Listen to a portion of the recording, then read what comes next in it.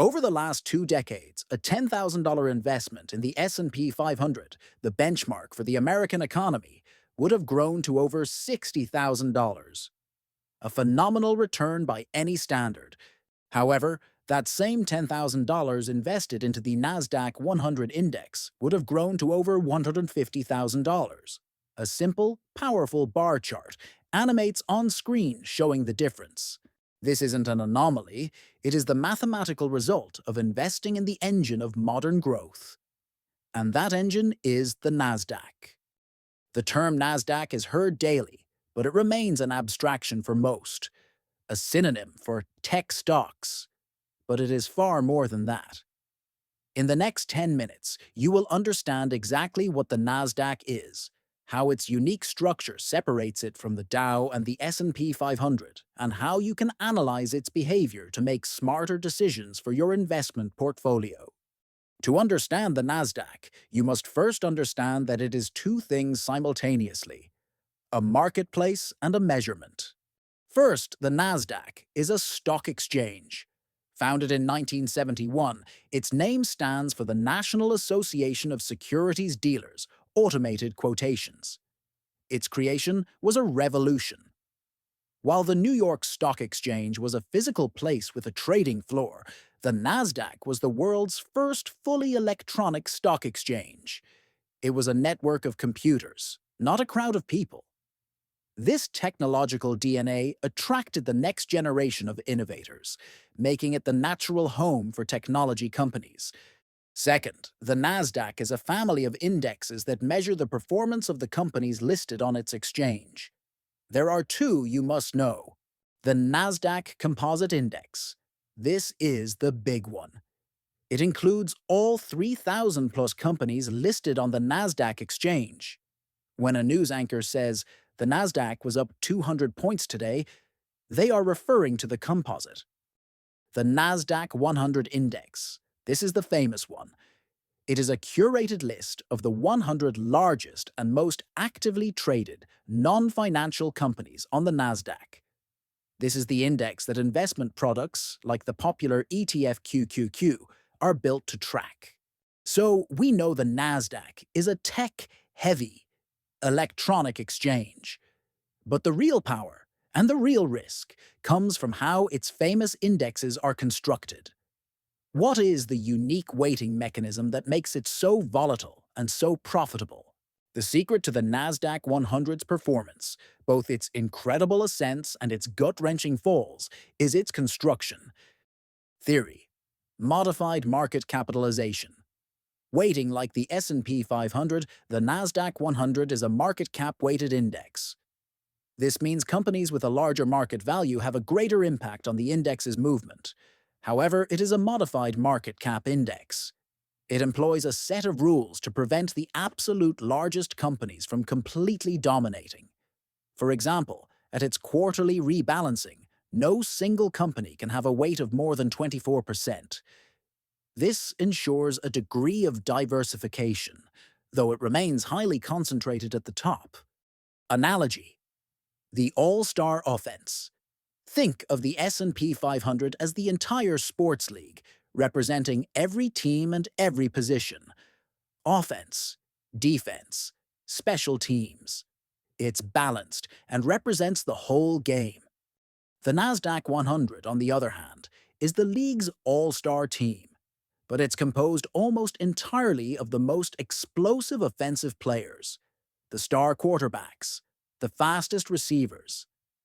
It's built for high scores and rapid growth.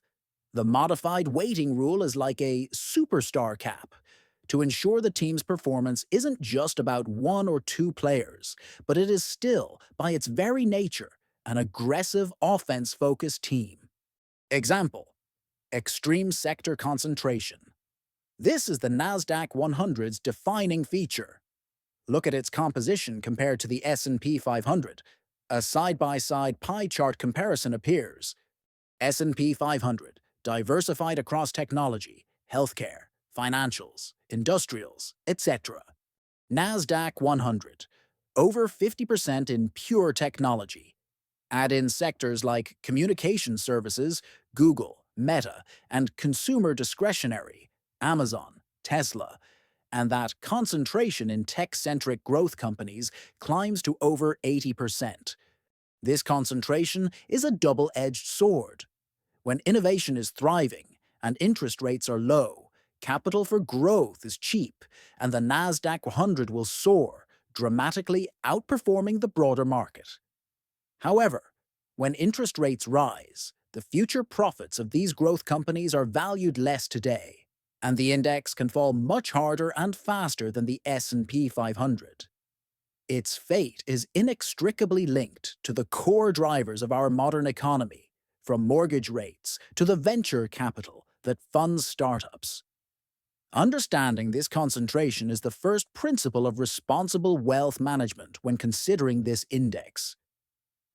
Investing in the NASDAQ 100 requires a sophisticated understanding that avoids two common pitfalls. Pitfall number 1, the "it's a pure tech index" myth. While it is tech-heavy, it is not tech-exclusive. The key criterion for inclusion is being one of the 100 largest non-financial companies on the exchange. This means companies like PepsiCo, Costco, and Mondelez, the maker of Oreo cookies, are or have been members. The tech dominance is simply a reflection that, for the last 30 years, the world's most dominant growth companies have been tech companies. Pitfalls number 2, misunderstanding concentration, risk. The flip side of high growth is high concentration. The top 10 companies in the NASDAQ 100 often account for over 50% of its entire weight. When you buy an index fund that tracks it, you are making a highly concentrated bet on the continued success of a handful of mega-cap American technology firms. This is not diversification in the traditional sense. Understanding these risks is what separates informed investors from speculators, but there is an even deeper level of analysis that can give you an edge in understanding the NASDAQ's next move. The advanced strategy: watch the equal weight index. For every major market cap weighted index, there is an equal weight cousin. For the NASDAQ 100, tracked by QQQ, its counterpart is the NASDAQ 100 Equal Weight Index, tracked by QQEW.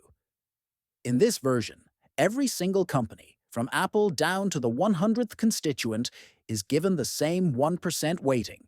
Why does this matter? Because it removes the distorting effect of the megacaps.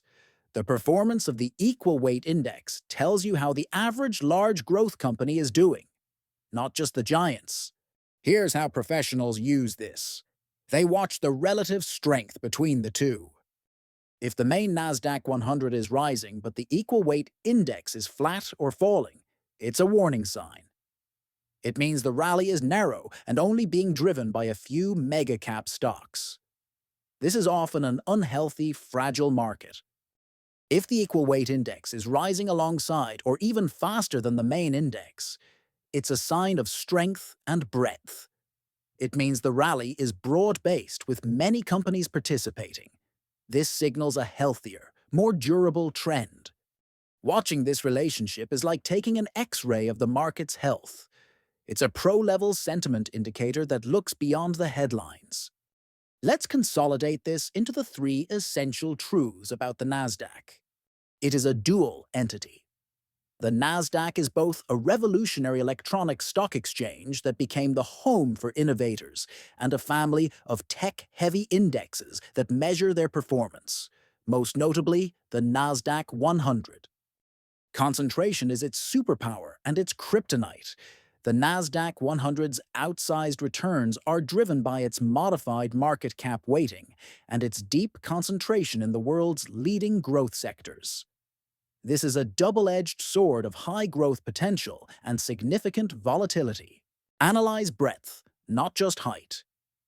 The advanced investor looks beyond the headline number and analyzes the NASDAQ Equal Weight Index as a powerful tool to gauge the true health and breadth of a market trend. The NASDAQ isn't just a list of stocks. It's a barometer for the health of innovation itself. If this analysis provided you with real value, invest a single click in the subscribe button to get daily access to the Codex. Knowledge is the new capital, We'll see you tomorrow.